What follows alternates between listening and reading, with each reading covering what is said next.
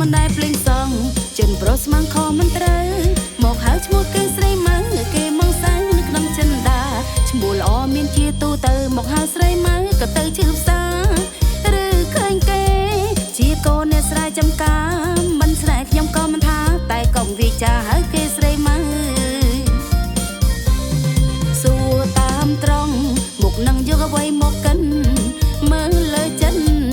ឬមើលមកមាត់ដែលផ្លាយខ្ញុំចង់ដឹងថ្ងៃណាដែលខ្ញុំខាត់ស្បាយប្រុងល្អអាយនឹងបែងចែកឈ្មោះខ្ញុំជាអ្វីស្រីភ័ណ្ឌស្រីពីទាស្រីខ្វះអីអ្នកល្បីមានទាំងស្រីដាស្រីបើស្រីពេជ្រស្រីប៉ំស្រីនេះក៏សមស្រីមុំស្រីកាស្រីលាក់មានឈ្មោះខ្សែល្បីរត់ចាស់អ្វីមិនស្ដីវិចាស្រីនេះស្រីនេះស្រីស្រស់ហើយបានទាំងអស់អត់តទេបងមើលខ្ញុំឲ្យច្បាំងមើលចោះរៀងហំសឹងអីរៀងខ្ញុំនេះក្រមុំសុំខ្មាស់ណាស់ថ្លៃបដូរស្ទីលរាល់ថ្ងៃតួនសម័យដើរពេញនិយមចំមកខ្លីតែសមមើលចោះសក់ក៏ហើយឡាយអើថ្មីមកក្របើដៃខវែងក៏មកលវាយហើយខំទិញស្ដាយគិនមើលឲ្យច្បាំងគិតមើលឲ្យច្បាំងគិតមើលឲ្យច្បាំង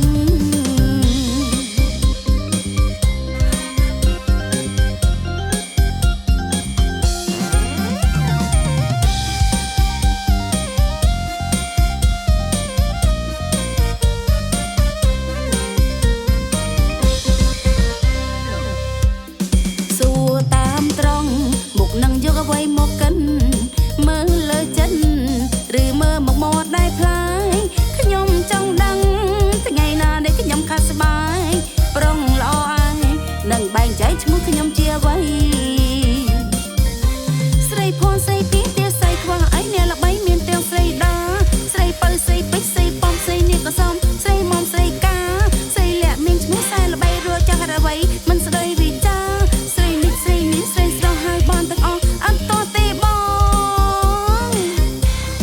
មើលខ្ញុំឲ្យច្បាំងមើលចោះរៀងហំសឹងអីរៀងខ្ញុំនេះក្រមុំសុំខ្មាស់ណាស់ថ្លៃបដូរស្ទីលរាល់ថ្ងៃតួនសម័យដើរពេញនិយម